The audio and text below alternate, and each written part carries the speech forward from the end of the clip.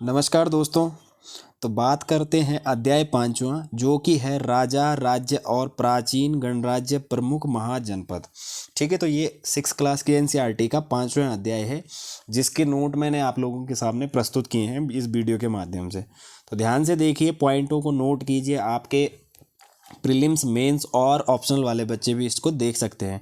तो एनसीईआरटी का जो 5वें अध्याय का पूरा सार था वो मैंने इसमें उतार दिया है। ये मेरे पर्सनल नोट्स हैं, इनको आप लोग यूज़ कर सकते हो। ठीक है, तो चलिए शुरू करते हैं अध्याय पहले से। सबसे पहले इसमें आता है वर्ण। ठीक है, तो पॉइंट नंबर 1 खुद ही देख लीजिए कि वर्ण व्यवस्था का उदय ऋग्वेद में हुआ है। कब हुआ है? ऋग्वेद में क्या हुआ है? वर्ण व्यवस्था का उदय हुआ है। ठीक, दूसरा पॉइंट है आपका, वर्ण जाति व्यवस्था में उत्तर वैदिक ग्रंथ में बदल गया। अब इस पॉइंट को ऐसे समझ लेते हैं, क्योंकि ऐसे में ये समझ में नहीं आ रहा होगा कि जो वर्ण था वो जाति व्यवस्था में कब बदल गया? उत्तर वैदिक ग्रंथ में। कब बदला? इसके बाद जब आगे उत्तर वैदिक ग्रंथ में जब जाएगा तब ये क्या हुआ? जाति व्यवस्था में बदल गया। उत्तर वैदिक ग्रंथ में ये बदल गया था। ठीक है, इस लाइन का मतलब ये है कि वर्ण जाति व्यवस्था में कब बदल गया? उत्तर वैदिक ग्रंथ में बदल गया। ठीक है, अच्छा, तीसरा पॉइंट है, उस समाज में कई समूह थे। क्या थे? उस समाज में कई समूह थे, जिनमें पुरोहित, योद्धा, कृषक, पशुपालक, व्यापारी, शिल्पकार, श्रमिक, मछली पकड़ने वाले तथा जंगल में रहने वाले लोग शामिल थे। समझ गए इस चीज़ को कि उस समाज में, जो समाज की जो बात चल रही है, जो जो चैप्टर चल रहा है, ये राजा राज्य के टाइम का जो समय चल रहा है उससे संबंधित ये बातें कही गई हैं। और एनसीईआरटीज़ को अगर आप लोग सामने पर रखेंगे और इन नोट्स को देखेंगे तो आपको पूरी एनसीईआरटी इन नोट से समझ में आ जाएगी। आप कहोगे कि मज़ा आ गया पढ़ने में। ठीक है, तो इस तरीके से पढ़िए। अच्छा, चौथा जो पॉइंट है वो है, उत्तर वैदिक काल और सूत्र स्मृति काल में आते आते औरतों औरतों को भी शूद्रों के समान माना गया है। ठीक है, औरतों को क्या माना जाता है उत्तर वैदिक काल में और स्मृति काल में? औरतों को भी शूद्रों के समान माना गया। महिलाओं तथा शूद्रों को वेदों का अध्ययन करने का अधिकार नहीं था। ठीक है, महिलाओं को और शूद्रों को क्या था? अब शूद्र आप सही कर देना, इसमें शाह बड़ा वाला कर दिया मैंने, कोई बात नहीं, आप शलजम वाला शाह इसमें कर देना। ठीक है, तो शूद्रों को वेदों का अध्ययन का अधिकार नहीं था। ठीक, अच्छा, 5वें नंबर का पॉइंट देख लीजिए, कई लोगों ने ब्राह्मणों द्वारा बनाई गई इस वर्ण व्यवस्था को स्वीकार नहीं किया। तो ब्राह्मणों द्वारा जो बनाई गई ये वर्ण व्यवस्था थी, इसको स्वीकार क्यों नहीं करा? ठीक है, तो कारण स्पष्ट करे हुए हैं नीचे, तो इनको याद कर देना। बहुत ही इंपॉर्टेंट टॉपिक्स है ये, बहुत ही अच्छे ढंग से मैंने लिखा हुआ है, तो आप लोग ध्यान से देखिए कि इसमें क्या है कि पॉइंट किस तरीके से बने कि कुछ राजा स्वयं को पुरोहित से श्रेष्ठ मानते थे। ठीक है, इसलिए भी नहीं था। ठीक है, कुछ लोग जन्म के आधार पर वर्ण निर्धारण सही नहीं मानते थे। ठीक, तीसरा है, इसके अतिरिक्त कुछ लोग व्यवसाय के आधार पर लोगों के बीच भेदभाव उचित नहीं समझते थे। ठीक, जबकि कुछ लोग चाहते थे कि अनुष्ठान संपन्न करने का अधिकार सबका हो। कई लोगों ने छुआछूतों की आलोचना भी की। ठीक है, इस उपमहाद्वीप के पूर्वोत्तर क्षेत्र जैसे कई इलाकों में सामाजिक आर्थिक असमानता बहुत कम थी और यहाँ पुरोहितों का प्रभाव भी बहुत सीमित था। तो इन लाइनों से सब चीज़ को समझिए और देखिए, बहुत ही इजी वे में मैंने इस चीज़ को बताया है कि एनसीईआरटी अगर आप लोग पढ़ोगे तो आपके समझ में एकदम सब कुछ आ जाएगा। समझ रहे हो? लाइन को समझो, ध्यान से पढ़ो, इतनी जानकारी आप लोगों के काम की थी एनसीईआरटी में। ठीक है, जितना मैंने इंपॉर्टेंट चीज़ें मैंने इसमें लिख दी हैं। अब आपको एनसीईआरटी देखने की, देखो या ना देखो कोई फ़र्क नहीं पड़ता है, क्योंकि ये नोट्स हैं। ठीक है, तो नोट्स को याद कर लीजिए, मेरे हिसाब से आपका काम हो जाएगा इसी से। प्री तो आपका आराम से निकल जाएगा इन नोट से।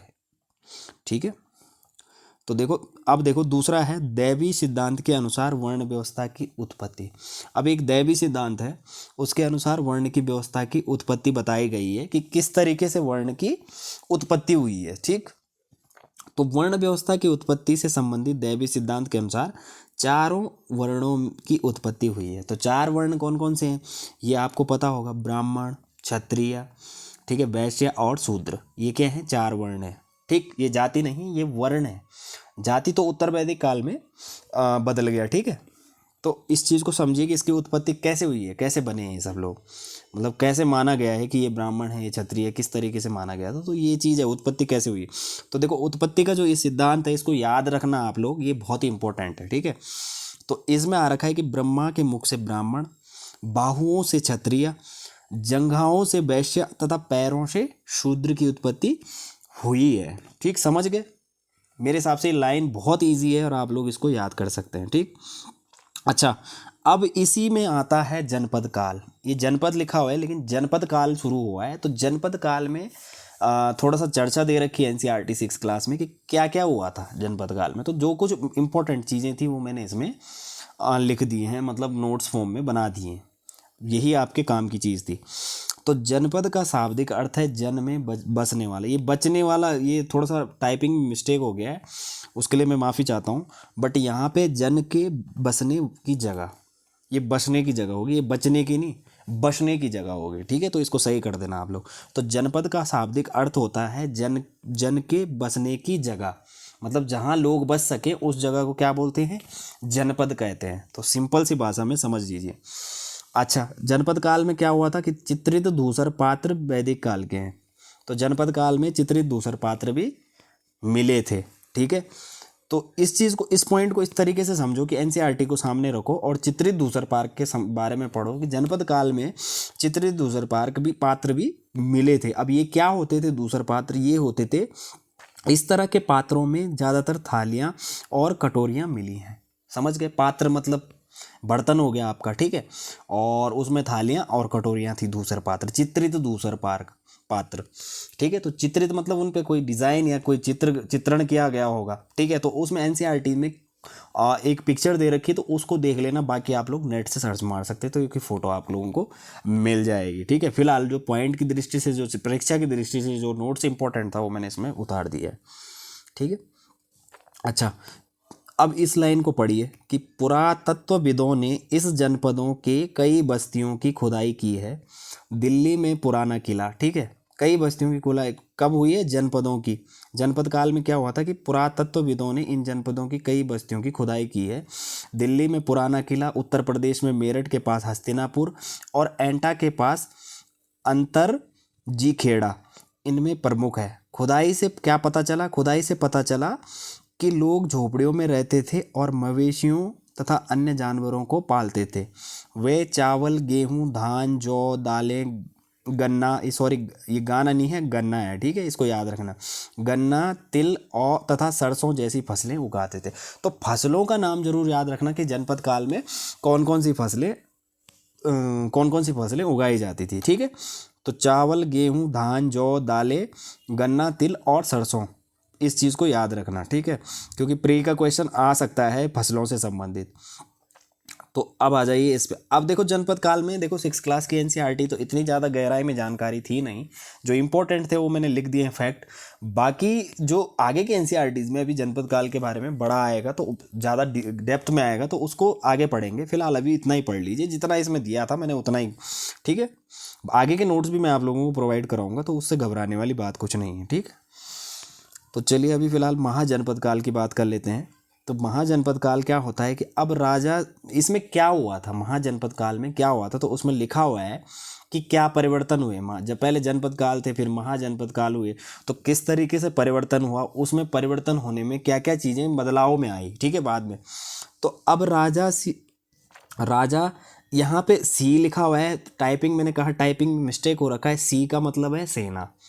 ठीक है, अब राजा सेना रखने लगे थे। ठीक है, इसको ध्यान में रखना कि राजा सेना रखने लगे थे और सिपाहियों को नियमित वेतन देकर पूरे साल रखा जाता था। देखो सिपाहियों को वेतन भी मिलना शुरू हो गया था और पूरे साल भर का। ठीक है, कुछ भुगतान संभवतः आहत सिक्कों के रूप में होता था। देखो कुछ भुगतान था वो क्या होता था, संभवतः आहत सिक्कों के रूप में। आहत मतलब जो आहत हो गए हों, चोट मारी और आहत हो गए। ठीक है, जैसे स्टैम्प मारते थे उस टाइम पे, तो जो सिक्के आहत हो जाते थे, मतलब टूट जाते थे या कुछ डिफेक्टेड हो जाते थे, उनको क्या बोला जाता, टूट जाते थे, तो उसको आहत सिक्का कहे जाते थे, जो आहत हो जाते थे। ठीक है, आहत का मतलब आप लोग समझते होंगे। ठीक, कुछ क्षति पहुंच जाती थी उनको, इस तरीके से इसको समझ लीजिए। महाजनपदों तथा ऋग्वेद के राजाओं के बीच तुलना। अच्छा सॉरी, ये पॉइंट नीचे वाला है, ठीक है। तो देखो मैंने एक तुलना करी हुई है, इसमें तुलना है कि महाजनपद काल में और ऋग्वेद के काल में राजाओं के बीच क्या क्या समानताएं थी, क्या क्या असमानताएं थी, ठीक है। तो दो दो पॉइंट इसमें लिखे हुए हैं, वो आप लोग नोट कर लेना। आप इस तरफ ऋग्वेद के राजा बना सकते हैं और इस तरफ महाजनपदों के राजा बना सकते। देखो महाजनपदों के राजा क्या थे, ठीक है, कैसे थे। तो फर्स्ट में है, राजा महल में रहते थे और उनकी बड़ी बड़ी राजधानियाँ थी, होती थी। जबकि आप नीचे ऋग्वेद के राजा को देखो कि राजा महल में नहीं रहते थे और ना ही उनकी बड़ी बड़ी राजधानी होती थी। तो बिल्कुल विपरीत है, आप उल्टा कर लीजिए इसका, ठीक है। महाजनपद काल के नोट कर लीजिए और ऋग्वेद के बीच अगर आप लोगों का तुलना करने के लिए आता है तो उसका बिल्कुल विपरीत कर दीजिए आप लोग। तो महाजनपद काल के राजा देख लीजिए, राजा के पास अपनी विशाल सेना होती थी और ऋग्वेद के राजा के पास देखो, राजा के पास अपनी कोई सेना नहीं होती थी। तो सीधी बात है कि बिल्कुल विपरीत कर दीजिए इसको, तो ये आपकी तुलना हो जाएगी, ठीक। अच्छा, टैक्सेशन की बात कर लेते हैं, जिसको हम कर कहते हैं, कि उस टाइम पे कर किस तरीके से लगाया जाता था, क्या कर होता था, किस में ज़्यादा कर होता था, उस पर थोड़ा बहुत चर्चा, पॉइंट्स मैंने कुछ नोट करे हुए हैं, तो वो आप लोगों के काम आ सकते हैं। ध्यान याद रखना इन चीज़ों को, बहुत ही इंपॉर्टेंट है। गहराई से पढ़ोगे तो मेरे हिसाब से यूपीएससी निकालने में ज़्यादा समस्या नहीं होगी, ठीक है। अच्छा, तो टैक्सेस की बात कर लेते हैं। तो फसलों पर लगाए गए कर सबसे महत्वपूर्ण होते थे, ठीक है। कौन से होते थे? जो फसलों पे लगाए जाते थे, क्योंकि अधिकांश लोग उस टाइम पे क्या थे? कृषक ही थे, ठीक है। उस टाइम खेती एक ऐसी जरिया था आर्थिक स्थिति के लिए, खेती होती थी उस टाइम, तो खेती पे ही सबसे महत्वपूर्ण टैक्स जो लगा जाता था वो सबसे महत्वपूर्ण था, ठीक है। इस पॉइंट को पकड़ लो कि उस टाइम कृषि होती थी और कृषि क्या थी, ये सबसे इजी याद करने वाला पॉइंट है, ठीक। अच्छा, प्राय उपज का 1/16वां हिस्सा, वहाँ का ऊपर थोड़ा सा चंद्र बिंदु लगा देना, बाकी मैंने प्राय उपज का 1/6वां हिस्सा कर के रूप में निर्धारित किया जाता था, जिसे भाग कहा जाता था। देखो समझो इस चीज़ को, ठीक है। तो देखो प्रीलिम्स में क्वेश्चन बन सकता है इससे संबंधित कि कौन सा जो ये टाइम है महाजनपद काल जो है, तो उस टाइम महाजनपद काल में आप लोगों का जो महाजनपद काल में कृषि का कितना भाग टैक्स के रूप में लिया जाता था, या कितना हिस्सा टैक्स के रूप में लिया जाता था। तो इस तरीके से आप में आ सकता है 1/6, 1/8, 1/7। तो इस चीज़ को, इससे एक क्वेश्चन बना सकते हो आप, 1-2 क्वेश्चन, ठीक है। तो देखिए, तो 1/6 हिस्सा क्या होता था? टैक्स के रूप में लिया जाता। तो इस चीज़ को समझ जाइए, इससे क्वेश्चन बना सकते हो आप। और क्वेश्चन क्या बनाना, ये इंपॉर्टेंट नोट्स ही मैंने बना रखे हैं, तो इसी से आप लोगों को याद हो जाएगा। अच्छा, फिर आ जाओ, फिर है कारीगरों के ऊपर भी कर लगाए गए, जो प्राय श्रम के रूप में, हाँ, जो श्रम के रूप में लिए जाते थे। सीधी बात है, कारीगरों के ऊपर जो कारीगर लोग होते थे उन वो श्रम के रूप में टैक्स पेड करते थे। अब किस तरीके से करते थे, जैसे कि इस लाइन को छोड़ देना, यहाँ टाइपिंग में बहुत मिस्टेक हो रखी है आज, कोई बात नहीं, वो आप लोग सही कर देना। मैं आप लोगों को लाइन बता देता हूँ। कारीगरों के ऊपर भी कर लगाए गए, जो प्राय श्रम के रूप में होते थे, ठीक है। श्रम के रूप में पेड किए जाते थे या पे किए जाते थे, ठीक है। इस तरीके से समझो, के रूप में दिए जाते थे, इस तरीके से समझो। जैसे कि एक बुनकर लोहार या सुनार को राजा के लिए महीने में 1 दिन काम करना पड़ता था, ठीक है। समझ गए इस चीज़ को, कि लोहार हो या सुनार हो, वो महीने में 1 दिन काम करके अपना टैक्स चुका देता था। उसका टैक्स वही था कि वो एक महीने में 1 दिन काम करेगा। समझ गए इस बात को, ठीक है। अच्छा, यहाँ से आ जाओ फिर। पशुपालकों को जानवरों या उनके उत्पाद के रूप में कर देना पड़ता था। क्या देना पड़ता था? पशुपालकों को जानवरों को उनके उत्पाद के रूप में। जैसे पशुपालक मतलब जैसे कोई गाय पालता है तो दूध देना पड़ेगा, ठीक है। बकरी पालता है तो मांस वगैरह या जो भी होता है वो होता था उस टाइम पे। तो जिस पशु से संबंधित होता था उससे रिलेटेड चीज़ वो टैक्स के रूप में देता था। जैसे भेड़ पाल दिया तो भेड़ से ऊन निकलता है तो ऊन का हिस्सा दे दिया। इस तरीके से क्या होता था, टैक्स लगाए जाते थे। अच्छा, व्यापारियों को सामान खरीदने बेचने पर भी टैक्स देना पड़ता था। जैसे आजकल जीएसटी होता है, वैसे ही उस टाइम पे भी होता था। उस टाइम राजा को देना पड़ता था। सेम चीज़ यही है बिल्कुल, ठीक है। इस चीज़ को समझिए। देखो, आखेटकों तथा संग्राहकों को जंगल से प्राप्त वस्तुएं देनी होती थी। जैसे जंगल से क्या चीज़ें प्राप्त हो सकती हैं, और जैसे हाथी के दांत हो सकते हैं, ठीक है, और खालें हो सकती हैं, विभिन्न प्रकार की खालें हो सकती हैं, मांस हो सकता है, कई चीज़ें हो सकती हैं, लकड़ियाँ हो सकती हैं, बहुत सारी चीज़ें ऐसी कि जो कीमती लकड़ियाँ हो सकती हैं, या कहीं किसी विशेष प्रकार के पत्थर हो गए, या कुछ भी, मतलब कुछ भी हो सकता है। जो जंगल से जो चीज़ें प्राप्त होती थी वो टैक्स के रूप में इनको देना पड़ता था। इस चीज़ को समझ जाइए, ठीक है। अच्छा, छठवां नंबर की बात कर लेते हैं। तो छठवें नंबर पे क्या होता था, इस काल में जब कृषि में परिवर्तन आया, ठीक है, कृषि में क्या परिवर्तन आया महाजनपद काल में, किस तरीके का परिवर्तन आया, तो वो चीज़ें आप लोग देख लीजिए, ठीक है, ये इंपॉर्टेंट है, इसको ध्यान से पढ़ना। कृषि में क्या हुआ कि इस युग में कृषि इंपॉर्टेंट तो आप लोगों के लिए सभी कुछ है, इसमें पूरा ये नोट्स ही है, मेरे पर्सनल नोट है, ये मैं आप लोगों को शेयर कर रहा हूँ, ठीक है, तो इनको ध्यान से पढ़िए, ये सीरियस लेने वाली बात है, ठीक है। तो कृषि में परिवर्तन देखिए, कृषि में परिवर्तन क्या है कि इस युग में कृषि के क्षेत्र में दो बड़े परिवर्तन आए, ठीक है, दो बड़े परिवर्तन आए, और दो बड़े परिवर्तन कौन से थे कि हल के फाल अब लोहे के बनने लगे थे। हल क्या होता था, हल क्या होता था, पहले लकड़ी का होता था, तब लोगों ने क्या करा कि लोहे के फाल होते हैं, अगर आप लोग खेती वगैरह किसी ने करी होगी तो उनको पता होगा कि फाल क्या चीज़ होती है, ठीक है, लोहे लकड़ी के जो नीचे वाला हिस्सा होता है उस पर एक नुकीला सा फाल लगाया जाता था, ठीक है, तो अब लोहे के बना लिए शुरू कर दिए थे, ठीक है, तो अब क्या हो गया था कि कठोर जो ज़मीन थी वो लकड़ी के फाल की तुलना में लोहे के फॉल से आसानी से जोता जा सकता था, मतलब लकड़ी की जो फाल होता था वो ज़्यादा गहराई में या कठोर जगह पे नहीं जा पाता था, ठीक है, तो उससे क्या होता था कि फसल जो खेत होता था वो अच्छे से नहीं जोता जा सकता था। लेकिन जब लोहे का फाल बना तब वो ज़्यादा गहराई में जाके जोतने लगा, तो उससे क्या होगा कि फसलों की उपज बढ़ गई, समझ गए, उपज बढ़ गई। ये कारण समझ लीजिए कि कृषि में परिवर्तन क्या हुआ था महाजनपद काल में, ये क्वेश्चन भी आ सकता है ऑप्शनल वालों के लिए, ठीक है, इस चीज़ को समझ जाइए। ठीक, दूसरा है लोगों ने देखो, दूसरा पॉइंट नंबर पहला वो है कि जो लकड़ी का फाल था वो क्या हुआ, लोहे का फाल हो गया और फसल की उपज बढ़ गई, समझ गए, इस चीज़ को नोट कर लेना किताब कॉपी में। और दूसरा पॉइंट है इसमें, लोगों ने धान के पौधों का रोपण शुरू किया, देखो धान के पौधों का रोपण किया, अर्थात खेतों में बीज छिड़कर धान उपजाने के बजाय धान को पौध के तैयार कर उसका रोपण। तो जो लोग खेती करते होंगे उनको पता होगा कि पहले क्या होता था कि गीले खेत में सीधा बीज डाल दिए और बस फसल उग जाती थी, तो उसमें क्या होता था कि कई पौधे मतलब ज़्यादा कंजेस्टेड हो जाती थी, जब क्लोज हो जाते थे तो कुछ पौधे नष्ट हो जाते थे वैसे, तो इसमें क्या होता था कि बहुत लॉस हो जाता था, फसल नुकसान हो जाता था। तो अब क्या होता कि जब इन्होंने नई पद्धति अपनाई, जब इन्होंने परिवर्तन लाया, तो क्या किस तरीके से लाया कि इन्होंने क्या करा कि पहले बीज अलग जगह पे उगा दिए, छोटे छोटे पौधे, फिर वहाँ से निकाल के फिर गीले खेत में रोपना शुरू कर दिया, उसको एक निश्चित दूरी पे, एक बढ़िया दूर, मतलब जितना डिस्टेंस चाहिए उतने डिस्टेंस पे।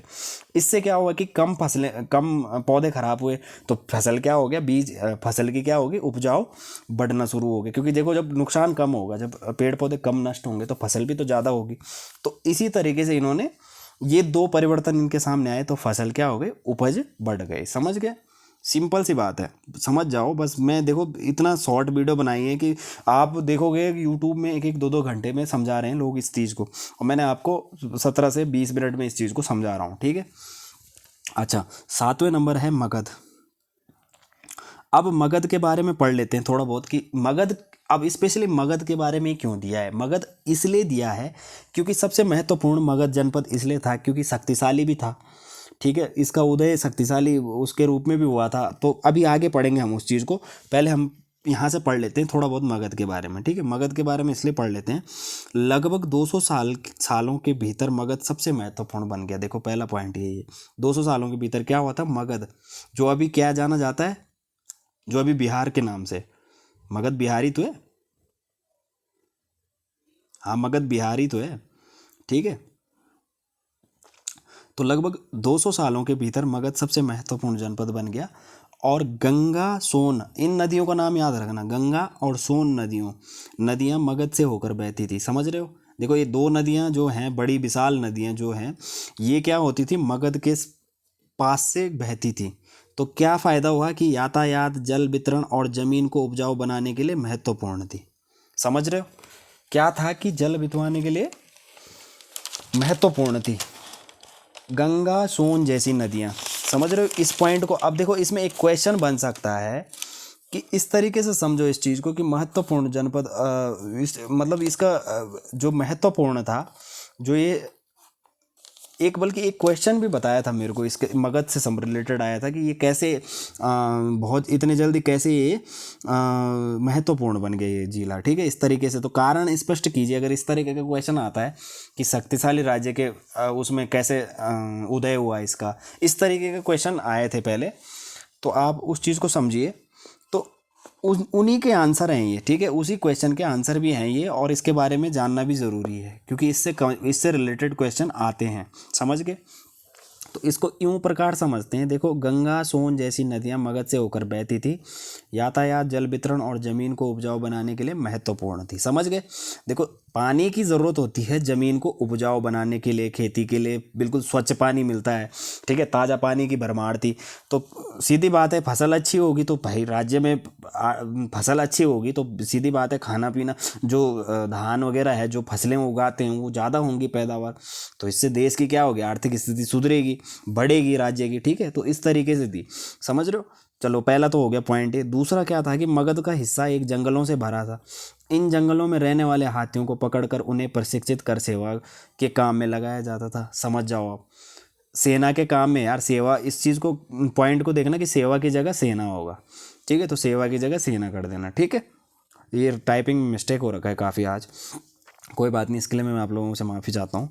बाकी पॉइंट को समझिए कि देखो मगध का एक हिस्सा क्या था, जंगलों से भरा था, जहाँ क्या होते थे, हाथी होते थे, और हाथियों को क्या करते थे ये लोग, पकड़कर प्रशिक्षित करते थे और फिर क्या करते थे, सेना के काम में लगा देते थे। तो क्या हो गया, ये हो गया पावरफुल, ठीक है। हाथी भी इनको जंगलों से मिल गए। देखो अब यही नहीं, जंगलों से घर, गाड़ियाँ तथा रथ बनाने के लिए लकड़ी भी मिलती थी, देखो जंगल भी पास में है, लकड़ी भी मिल जाती थी, ठीक है, रथ मिलते थे, गाड़ियाँ बनती थी, घर बनते थे, घर भी लकड़ी के बनते थे, गाड़ियाँ बन जाती थी, ठीक है, इधर उधर सामान इधर उधर ढोने के लिए गाड़ियाँ थी, ठीक है, रथ भी बन गए, तो हो गया शक्तिशाली, ठीक है। अच्छा देखो सबसे इंपॉर्टेंट पॉइंट है कि इसके अलावा इस क्षेत्र में लौह अयस्क की खदानें थी, और इससे बेहतर अब चाहिए क्या इनको, ठीक है। देखो इनको लौह अयस्क भी खदानें इनके यहाँ थी, तो इससे क्या फ़ायदा हुआ कि औजार और हथियार, मजबूत औजार और हथियार बनाने के लिए ये बहुत उपयोगी थे, समझ गया। सीधी सिंपल सी बात है, जहाँ लोहा होगा वहाँ हथियार और औजार भी ज़्यादा मात्रा में बनेंगे और अच्छी क्वालिटी में बनेंगे, समझ गए, तो मजबूत बनते थे। तो ये पॉइंट थे। अब और भी पॉइंट हैं इसके, फिर नेक्स्ट पॉइंट है आपका कि मगध में दो बहुत शक्तिशाली शासक बिंबिसार और अजातशत्रु, इसको अजातशत्रु भी कहा जाता है, तो इसको समझ लीजिए। अजातशत्रु हुए अन्य जनपदों को जीतने के लिए हर संभव साधन अपनाते थे। तो ये पॉइंट है कि मतलब इसमें ऐसा नहीं कि इन्हीं कारणों से मगध इतना शक्तिशाली बन गया या जल्दी उदय हो गया, ऐसा नहीं है, इन्हीं कारणों से शक्तिशाली नहीं, क्योंकि यहाँ शासक जो शासन करने वाले थे वो भी क्या थे, शक्तिशाली थे, वो भी उनके पास भी मतलब वो भी जीतने के लिए हर संभव प्रयास करते थे हर चीज़ के लिए, मतलब वो भी ठीक ठाक मतलब क्या बोला जा सकता है एक हिसाब से टैलेंटेड ही बोला सकता है, आजकल की स्थिति के हिसाब से टैलेंटेड ही बोला जा सकता है कि वो भी मतलब इस चीज़ में जैसे युद्ध की रणनीति में, या आप समझ सकते हो आर्थिक स्थिति को कैसे सुधारा जाए, तो हर चीज़ में मतलब दिमाग में अच्छे थे उस टाइम पे, शक्तिशाली थे बहुत, तो उनकी वजह से भी मगध का, तो इनको भी हम, इस पॉइंट को भी हम छोड़ नहीं सकते, इस पॉइंट को भी आप नोट कर लीजिए कि मगध में दो बहुत ही शक्तिशाली शासक बिंबिसार तथा अजातशत्रु हुए, अन्य जनपदों को जीतने के लिए हर संभव साधन कर अपनाते थे, पूरी स्ट्रैटेजी के साथ चलते थे, मतलब समझ रहे हो आप, जैसे यूपीएससी के लिए स्ट्रैटेजी के साथ चला जाता है, ये भी जनपदों को जीतने के लिए स्ट्रैटेजी के साथ चलते थे, इनके पास अच्छा खासा दिमाग था, इसलिए ये, समझ गए। अच्छा तीसरा था महापद्मनंद, एक महत्वपूर्ण शासक था, समझ रहे हो, महापद्मनंद था, वो भी क्या था, इनके लिए एक महत्वपूर्ण शासक था, तो उसको इसको भी याद रख लेना, ये पॉइंट भी इंपॉर्टेंट है, ठीक है। फिर उसके बाद क्या क्या हुआ, उन्होंने अपने नियंत्रण का क्षेत्र इस उपमहाद्वीप के उत्तर पश्चिम भाग तक फैला लिया था, समझ रहे हो, चलो ठीक है, उन्होंने अपने नियंत्रण का क्षेत्र उपमहाद्वीप के उत्तर पश्चिम भाग तक फैला लिया था।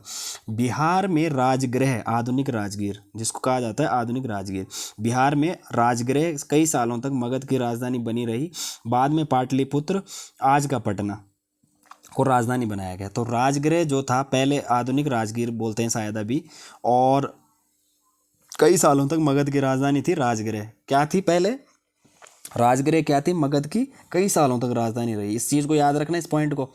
और अब क्या है, राजधानी बनी रही, बाद में राजगृह के बाद पाटलिपुत्र बनाया गया, ठीक है, जो आज पटना के नाम से जाना जाता है, राजधानी बनाया गया। तो इन दो चीज़ों को याद रखना, पाटलिपुत्र और राजगृह, समझ गए।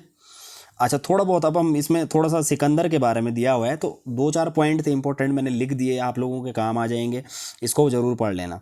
तो सिकंदर क्या हुआ था, देखो सिकंदर ये था कि 2300 साल पे भी साल से भी पहले की बात है, हाँ 2300 साल पहले की बात है कि मेजिडोनिया का राजा सिकंदर विश्व विजय करना चाहता था, समझ गए, वह क्या करना चाह रहा था, विश्व विजय करना चाहता था। पूरी तरह सफल न होने पर भी वह मिस्र और पश्चिम एशिया के कुछ राज्यों को जीतता वह भारतीय उपमहाद्वीप की ब्यास नदी के किनारे तक पहुंच गया। समझ गए, वो यहाँ तक पहुंच गया कि पूरी तरह सफल न होने पर भी वह मिस्र और पश्चिम एशिया के कुछ राज्यों को जीतता हुआ, देखो मिस्र के और पश्चिम राज्यों में जीतता हुआ क्या हो गया कि उपमहाद्वीप ब्यास नदी के किनारे तक पहुंच गया। तो इस चीज़ को याद रखना कि किस नदी के किनारे पे पहुंचा है। समझ रहे हो, ये क्वेश्चन आ सकता है। तो ब्यास नदी के किनारे तक पहुंच गया, समझ गए इस चीज़ को, ध्यान से पढ़िए इस चीज़ को, ब्यास नदी के किनारे तक पहुंच गया। अच्छा, जब उसने, अब नीचे पढ़ो आप, जब उसने मगध को की ओर कूच करना चाहा तो उसके सिपाहियों ने इनकार कर दिया कि इस बात से कि भयभीत, अच्छा सॉरी, उनके सिपाहियों ने इनकार कर दिया, वे इस बात से भयभीत थे कि भारत में के शासकों के पास पैदल रथ और हाथियों की बहुत बड़ी सेना थी। सी नहीं है ये, ठीक है, बड़ी सेना थी। समझ रहे हो, भारतीय क्या थी, मतलब वाकई में स्ट्रांग था आपका ये मगध। समझ गए, उसके चक्कर में वो नहीं कर पाए आक्रमण, क्योंकि उसके जो सेना जो नहीं सॉरी सेना में जो काम करने वाले सिपाही थे, उन्होंने क्या कर दिया, उन्होंने कहा कि नहीं भाई हमसे नहीं हो पाएगा, क्योंकि भारत की जो शासक हैं उनकी सेना काफ़ी मजबूत है, काफ़ी स्ट्रांग है, उनके पास पैदल भी बहुत सारे हैं, रथ हैं उनके पास, हाथियाँ हैं उनके पास, ठीक है, तो नहीं हो पाएगा, मतलब उन्होंने मना कर दिया था। तो इतनी बात इसमें दी गई है, आप चाहे तो एनसीईआरटी उठा लीजिए, उससे पढ़ लीजिए, इसको आएगा यही चीज़ें। समझ गए, यहाँ आपका 30 मिनट में सब खत्म हो गया, वहाँ आपके 1.5-2 घंटे लग जाएंगे एनसीईआरटी को पढ़ने में और समझने में। समझ गए, जल्दी निपटाना है मेरे हिसाब से, तो इस तरीके से निपटाओगे तो मेरे हिसाब से एक दिन में 4-4 पार्ट आपके ऐसे ही हो जाएंगे नोट्स के फॉर्म में। और यही आप लोगों को याद करना है, ज़्यादा पढ़ने की आवश्यकता नहीं, क्योंकि बच्चों की कहानियाँ हैं उसमें, तो कहानियाँ पढ़ने की आवश्यकता नहीं है आप लोगों को। इंपॉर्टेंट पॉइंट फैक्ट थे वो मैंने इसमें डाल दिए हैं, ठीक है। तो 9वां है आपका वज्जी महाजनपद। अब वज्जी के बारे में थोड़ा बहुत पढ़ लेते हैं। वज्जी कहाँ है, मगध के पास में है, ठीक है। तो मैप पे देख लेना, मैप वगैरह भी आप लोग मैपिंग भी साथ में कर सकते हो कि वज्जी कहाँ पे है। तो वज्जी था आपका मगध के थोड़ा सा पास में, तो लिखा हुआ है इसमें मगध के नज़दीक ही वज्जी राज्य था। क्या था, जिसकी राजधानी कहाँ थी, वैशाली बिहार, जो अभी बिहार नाम से, उसका नाम राजधानी वैशाली थी, ठीक है भी। यहाँ एक अलग किस्म के शासन व्यवस्था थी, क्या थी, शासन व्यवस्था अलग किस्म की थी, जिसे गण या संघ कहते थे। देखो यहाँ दो, अब इस चीज़ को याद रखना कि जिस यहाँ की शासन व्यवस्था क्या थी, बिल्कुल डिफरेंट थी, अलग थी बिल्कुल किस्म की शासन व्यवस्था, जिसमें गण और संघ कहते थे। तो अब गण और संघ किसको कहते हैं वो भी नीचे पढ़ लेते हैं कि क्या है। देखो गण या संघ कई शासक होते हैं, कभी कभी लोग एक साथ शासन करते थे, जिसमें से प्रत्येक व्यक्ति राजा कहलाता। देखो इसमें कुछ भेदभाव नहीं है, कुछ नहीं है, सीधा प्रत्येक व्यक्ति राजा कहलाता था। और ये सभी राजा विभिन्न अनुष्ठानों को एक साथ संपन्न कर, मतलब मिलजुल कर वहाँ के लोग कार्य करते थे, सभी को राजा मानते थे, सभी को अपना, मतलब जो भी है आपका, तो वहाँ भेदभाव वगैरह कम था, तो लोग एक साथ मिलके काम करते, तो इसलिए वो मजबूत था। वज्जी, वज्जी के बारे में भी इसलिए आ रखा है कि वो भी काफ़ी मजबूत स्ट्रॉन्ग जगह थी, ठीक है। इसे इस तरीके से समझिए। अच्छा, सभाओं में बैठकर यह बातचीत, बहस और वाद विवाद के जरिए तय करते थे कि क्या करना है और किस तरह करना है। समझ गए, शत्रुओं के आक्रमण से निपटने और के लिए मिलकर चर्चाएं करते थे। स्त्रियां, दास तथा कमकार इन सभाओं में हिस्सा नहीं ले सकते थे। तो देखो ये क्वेश्चन बन सकता है पीटी का कि कौन इन सभाओं में, जो वज्जी की जो सभाएं थी उनमें कौन भाग नहीं ले सकता है। तो स्त्रियां, दास, कमकार और इन सभाओं में हिस्सा नहीं ले सकते थे, ठीक है। ये आंसर है आप लोगों का। तो बुद्ध तथा महावीर दोनों ही गण या संघ से संबंधित थे। बौद्ध साहित्य में संघ के जीवन की बहुत ही सजीव वर्णन मिलता है, ठीक है। बौद्ध का क्या था, देखो बुद्ध और महावीर दोनों का गण और संघ से संबंधित बौद्ध साहित्य में संघ के जीवन का बहुत ही सजीव वर्णन मिलता है। देखो बुद्ध और महावीर का भी इसमें क्या होता है, वर्णन मिलता है गण और संघ में, ठीक है। समझो इस चीज़ को कि गण शब्द का प्रयोग कई सदस्यों के वाले समूह के लिए किया जाता है। समझ रहे हो। देखो बुद्ध और महावीर के बारे में आगे पढ़ेंगे, फिलहाल सिर्फ ये बता रहा हूँ कि इनका लिंक यहाँ था। समझ गए आप, वज्जी के साथ बुद्ध और महावीर का लिंक था। इस चीज़ को इस तरीके से जोड़िए, ठीक है। मतलब बुद्ध और महावीर देखो गण और संघ से संबंधित थे, तो यहाँ लिंक मिल गया इन दोनों का, ठीक है। इस चीज़ को जोड़ दीजिए यहाँ पे। तो गण का मतलब है, गण शब्द का प्रयोग कई सदस्यों वाले समूह के लिए किया जाता है। और संघ क्या होता है, संघ अर्थात संगठन या सभा। समझ गए, सिंपल सी बात है, ज़्यादा दिमाग लगाने की ज़रूरत ही नहीं है। अच्छा, 2-4 पॉइंट और हैं वो भी देख लीजिए। वज्जी संघ का यह वर्णन दी, हाँ इस चीज़ को याद रखना, वर्णन ये दी हटा देना, ये दी मिस्टेक में हो गया, दीघ निकाय है ये खाली, ठीक है। तो वज्जी संघ का यह वर्णन दीघ निकाय से लिया गया है। किससे लिया गया है, इस चीज़ को याद रखना, दीघ निकाय। वज्जी संघ का यह वर्णन दीघ निकाय से लिया गया, और दीघ निकाय एक प्रसिद्ध बौद्ध ग्रंथ है। समझ गए, दीघ निकाय क्या है, बौद्ध ग्रंथ है जिसमें बुद्ध के कई व्याख्यान दिए गए हैं। समझ गए, तो बौद्ध से है लिंक, समझ रहे हो, तो इस लिंक को बना दीजिए। तो देखो अब है अजातशत्रु और वज्जी संघ। देखो इसके बारे में ज़्यादा नहीं दिया गया है इसमें, ये इसलिए दिया गया है, देखो अजातशत्रु इसलिए दिया गया, अजातशत्रु कौन था, मगध का राजा था, अजातशत्रु मगध का राजा, ठीक है। और अजातशत्रु वज्जी पर आक्रमण करना चाहता था, जबकि देखो पास में था वज्जी, मगध के पास में वज्जी था, लेकिन अजातशत्रु क्या था, वज्जी संघ पर आक्रमण करना चाहता था। लेकिन उन्होंने अपने मंत्री वस्कार को बुद्ध के पास सलाह लेने के लिए भेजा। इसका मतलब भेजा मतलब उनका लिंक था यहाँ से ना, बुद्ध का लिंक था यहाँ से। तो इस चीज़ को भी ध्यान से पढ़ लीजिए, थोड़ा एनसीईआरटी भी निकाल लीजिए। और ये नोट्स हैं तो इन नोट्स को देखो अच्छे से, इनको पढ़िए, मेरे हिसाब से बहुत ही इंपॉर्टेंट नोट्स हैं ये। जितना एनसीईआरटी का अच्छा अब आप लोग इसको पढ़ोगे एनसीईआरटी के साथ तो आप लोगों को बहुत ही मज़ा आएगा, आपको एकदम में समझ में आ जाएगी एनसीईआरटी। समझ रहे हो बात को, तो इस तरीके से पढ़ो, अच्छा लगेगा बहुत, ठीक है। मैं इसी तरीके से पढ़ता हूँ और मेरे को सारे पॉइंट याद हो जाते हैं, तो आप भी इस तरीके से पढ़ो, सारे पॉइंट याद हो जाएंगे। और बाकी जो लास्ट में होगा मैं पूरी हिस्ट्री के पीडीएफ आप लोगों को दे दूंगा एनसीईआरटी का। आपको एनसीईआरटी पढ़ने की आवश्यकता ही नहीं पड़ेगी, जितना डेटा था मैंने इसमें उतार दिया, जो इंपॉर्टेंट फैक्ट थे वो मैंने इसमें डाल दिए, समझ गए। तो चलिए फिलहाल देखो वीडियो यार अच्छा लगता है ना, कोई लाइक करता है ना कुछ, लाइक तो करा करो यार, तभी तो मोटिवेट, हम भी लोग भी मोटिवेट होंगे, कि मोटिवेशन मिलेगा आगे तो बनाने का मन भी करता है, नहीं तो वैसे तो बिल्कुल ही बनाने का मन नहीं करता, समझ रहे हो। तो वीडियो को लाइक करो और चैनल को सब्सक्राइब करो। मिलते हैं, मैं आप लोगों के लिए नेक्स्ट अध्याय में मिलते हैं, तो कल मैं आप लोगों के लिए नेक्स्ट चैप्टर डाल दूँगा। तो चलिए ठीक है फिर, धन्यवाद आप लोगों का।